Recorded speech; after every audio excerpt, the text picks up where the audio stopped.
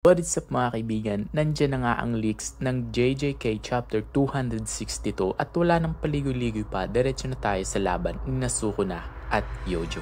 Nagsimula nga ang chapter sa pagbukas ng domain ni Sukuna at Yojo tulad ng ginawa nila eksaktong isang taon na ang nakalipas sa round. At matagumpay na napaliit ni Yuta ang sukat ng Unlimited Voids Barrier. Kalaki ng isang maliit na basketball tulad ng ginawa ni Gojo. Sinasabi ng translator na ang solusyon ng ginawa ni Gojo para sa open domain ni Sukuna ay gumawa ng isang maliit na barrier domain na kanyang tiisin ang epekto ng Malevolent Shrine ng halos 3 minuto at makikita natin ang isang magandang double split bridge. Sinabi ni Yuta ng pagkapagod ni Sukuna, posible para sa akin na tiisin ang kanyang domain ng 3 minuto tulad ng ginawa ni Gojo. Idinagdag pa ng translator na binawasan ni Sukuna ang effect ng kanyang curse technique upang palibutan lang ang barrier ni Yuta at tanggalin ang 99 seconds limit ng Malevolent Shrine. At nalaman natin ng bago ang laban, nagpalit ng kaluluwa sina Yuta at Gojo upang mag-train at magpahusay ng kanyang mga barrier techniques. Sinabi ni Yuta na sa loob ng 3 minuto, madadamage niya si Sukuna ng sapat upang hindi niya mapanatili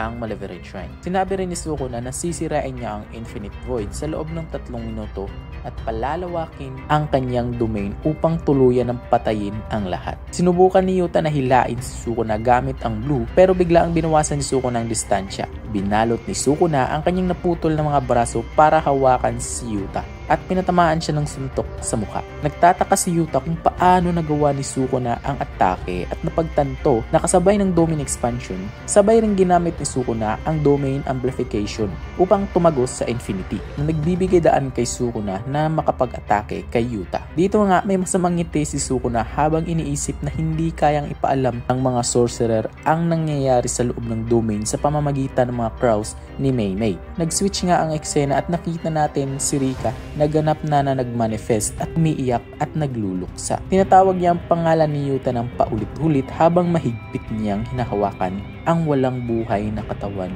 ni Yuta.